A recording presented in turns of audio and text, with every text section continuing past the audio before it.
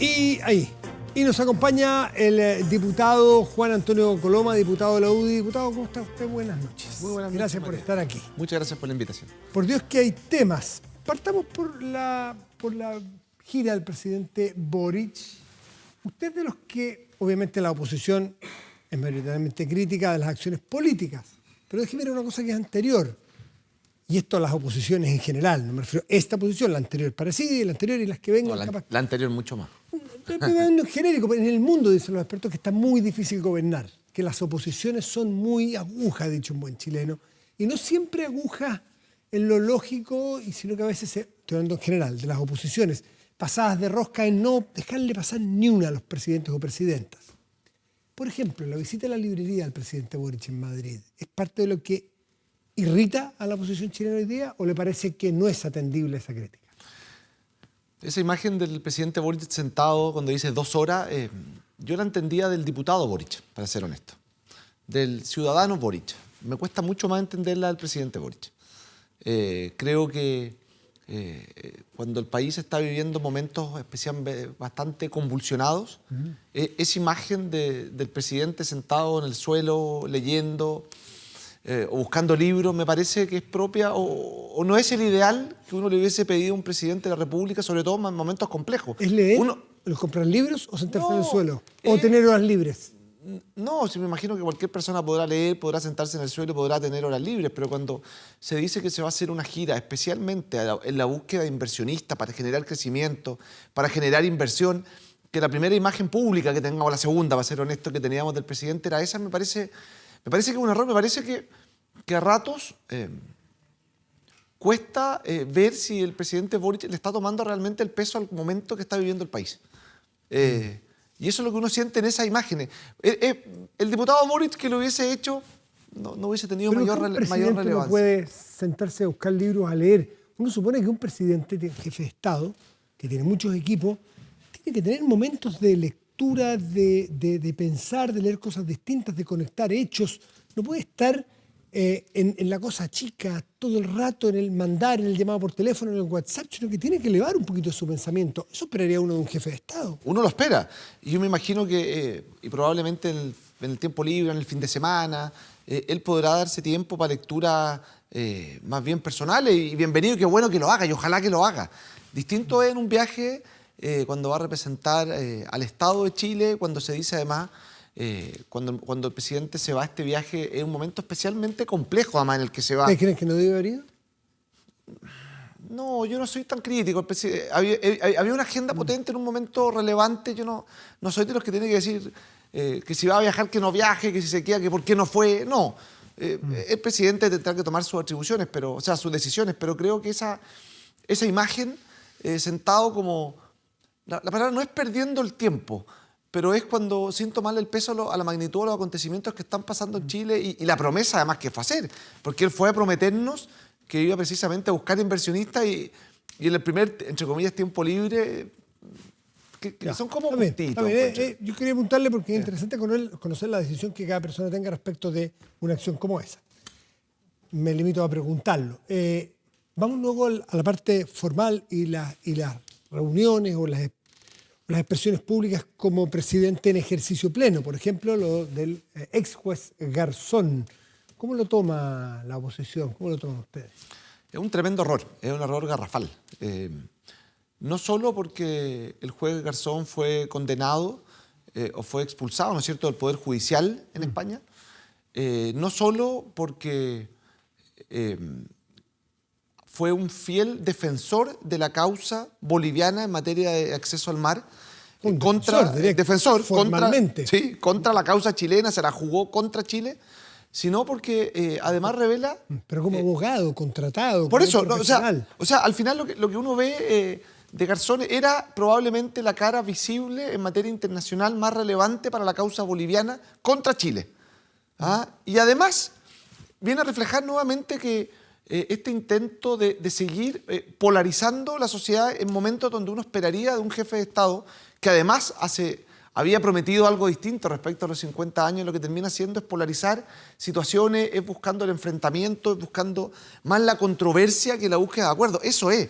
De hecho, tuvo que un poco retractarse respecto a qué es lo que era esta medalla. No es una condecoración, es un premio. Al fin, claro, pero un premio ¿a pito de qué? ¿De un gustito personal? Los presidentes no están para darse gustitos personales. ¿Ustedes creen, mirando la perspectiva histórica hacia atrás, que la justicia chilena cambió en su tratamiento con Augusto Pinochet antes y después de la detención en Londres? Porque algunos dicen, momento, fue bastante más solícita, bastante más ágil. Algunos hubiesen querido más, hubieran querido condenas en todos los casos, pero que cambió el tranco, es un buen término, es muy chileno además, cambió el tranco de la justicia chilena respecto de Augusto Pinochet antes y después de su detención en Londres. Ese mérito usted que antes había mucha impunidad, en que Augusto Pinochet hacía lo que quería, viajaba, salía y entraba y no le pasaba nada, y después, bueno, tuvo que enfrentar procesos judiciales. A mí me cuesta darle ese atributo a una persona que además fue condenada incluso en su propio país. Yo creo, es que lo que pasa es que, sí, lo que pasa es que muchas veces... La pregunta es con Augusto Pinochet igual. Sí, no sé si la justicia habría tenido un trato distinto, no lo sé, no. Eso probablemente sea la historia más que lo juzgue, qué fue lo que ocurrió, cómo ocurrió después, ¿no es cierto?, de la detención de Pinochet en Londres. Pero yendo al caso, me impacta a esta altura de un presidente que esté buscando constantemente la confrontación más que la búsqueda de los consensos mínimos que él prometió, porque cuando había contratado a Patricio Fernández, lo hizo en la idea de buscar, entre comillas, un acuerdo que, seamos honestos, era muy difícil. Era, por no decir prácticamente imposible. Pero la forma en que lo sacó, la forma en que el Partido Comunista, a mi entender, tomó las decisiones respecto de cómo el país va o pretenden algunos, la izquierda, vivir los 50 años, me parece que es un error y que lo que viene a hacer es ratificar esa imagen, esa sonrisa mutua con alguien que estuvo dispuesto a defender los intereses bolivianos contra los chilenos de un presidente... Pero también defendió los intereses de víctimas de violación de los derechos humanos, Garzón. Esa parte de Garzón, ¿no la relevan ustedes? Yo en lo personal no. Quiero ser bien honesto. Yo creo que la justicia chilena, quienes pretendan decir que la justicia chilena estaba de brazos cruzados, atado, que no hacía nada, no lo comparto. Yo siento que hay una mirada a ratos de no querer reconocerle, porque el juez Garzón fue parte de los que decía que en Chile había completa impunidad y en Chile hay condena a la violación de derechos humanos. Pero antes de la detención de Pinochet, ¿era igual? ¿Tiene alguna noción? No, yo siento que muchas veces cuando se le pretende dar este estatus a una persona para intentar justificar una condecoración como esa, yo no la comparto. ¿Cómo están las relaciones dentro de Chile Vamos?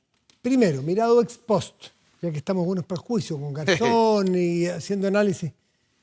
¿Fue un error plantear la acusación constitucional al ministro Ávila con los antecedentes disponibles? No fue un error presentar la acusación constitucional. Sí creo que faltó diálogo previo.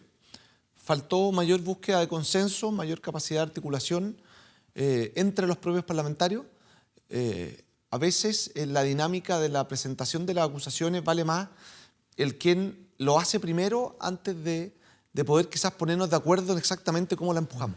Creo que los antecedentes eran evidentes, sobre todo en aquello relacionado a lo que aparentemente está ocurriendo en Junaev. Eran que además en la defensa del propio ministro de Educación jamás se negó ninguno de los hechos.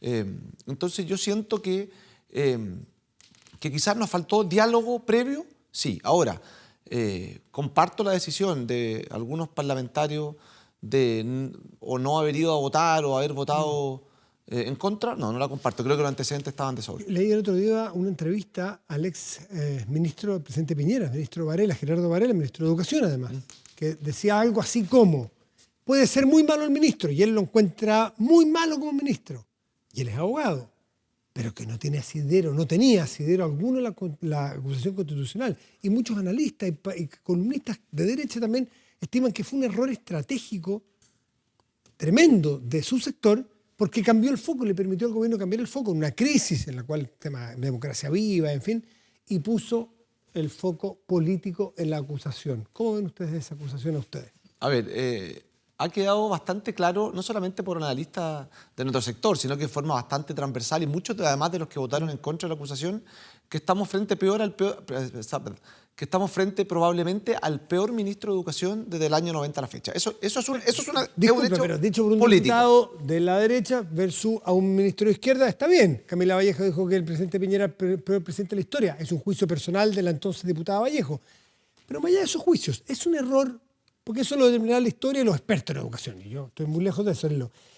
Pero sí cambió el foco. Hace una semana era el gobierno y los partidos de gobierno tenían que dar explicaciones por el caso de Democracia Viva y otras más.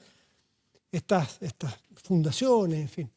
Y hoy día cambió el foco. Sí, cambió un poco el foco y por eso yo partí diciendo que creo que nos faltó mayor nivel de diálogo interno. Los argumentos están, a mi entender, sí. Para acusar. Para acusar. Creo que faltó mayor capacidad de ponernos de acuerdo, de quizá darnos un tiempo más para poder socializar al interior de la coalición la acusación. Sí, creo que faltó. Creo que a ratos hubo atarantamiento y espero que lo ocurrido en este caso te permita también poner un poquito de paño frío y de mejorar la coordinación al interior de Chinamo. Ojo, y no es solo a nivel de directivas, también en el Parlamento. Atarantamiento significa que faltó tiempo para explicarle a aquellos de su sector que no fueron a votar o que no estuvieron a favor de la acusación, darle más y mejores argumentos. ¿Con qué argumentos? Si le hubieran dado una semana más a usted, o los acusadores, una semana más, ¿con qué argumento potente hubieran ido para que todos en fila fueran a haber votado a favor de las acusaciones contra el ministro Ávila? Yo creo que lo que está ocurriendo en Junaev es mucho más profundo de lo que parece.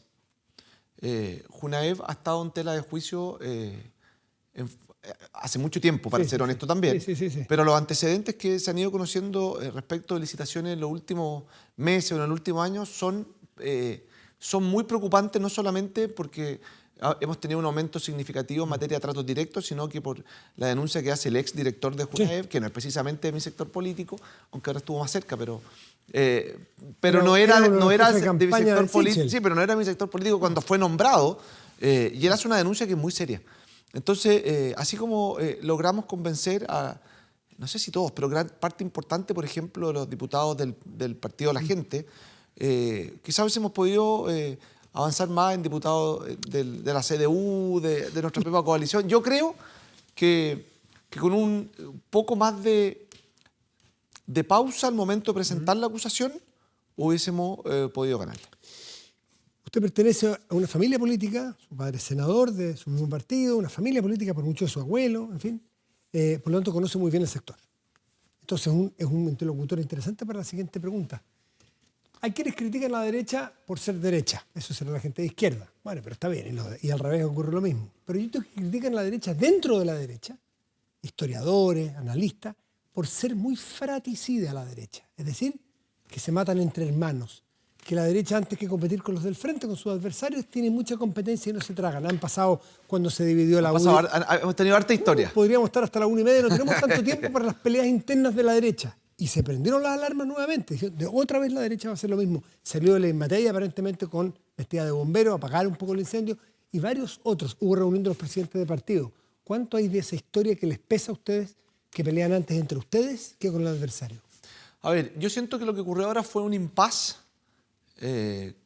No fácil, pero solucionable con mayor diálogo, mayor conversación y no solamente al interior de las directivas, sino que los parlamentarios también con el paso de los días ha ido bajando la tensión y yo lo agradezco. Creo que uno de los errores históricos que hemos cometido en nuestro sector es dedicarnos a pelear entre nosotros. Y cuando estamos frente a un gobierno como el actual, creo que no tenemos tiempo para pelear entre nosotros. ¿Y por qué se produjo entonces? ¿La tenían en bandeja? Por la falta de comunicación, por la demora, por el atarantamiento en la presentación de acusaciones. Yo siento que a eso hay que ponerle un poquito de pausa, un poquito de calma y avanzar en mejor nivel de conversación. Nosotros en general hemos funcionado razonablemente bien. ¿Es verdad que esta votación nos dolió? Sí, ¿para qué vamos a andar con cuentos? Pero creo que este es el momento exacto y cuando se cumple recién el primer tercio de gobierno de poder sentarnos, trabajar más coordinado, convencernos más entre nosotros y poder ser una oposición no solamente que critica, sino que también proponga. Yo siento que estamos un poco al debe en materia de propuestas como oposición y eso es lo que yo esperaría, porque obviamente hoy día además no hay solo una oposición, hay varias formas de ser oposición. Y yo siento que una oposición que logra cosas es especialmente importante, sobre todo que hemos visto en los últimos años cómo la política ha sido bastante incapaz para lograr acuerdos básicos que la gente está esperando. Bueno, Antonio Colomas, muchísimas gracias por estar esta noche con nosotros. Gracias por la Está invitación. muy bien.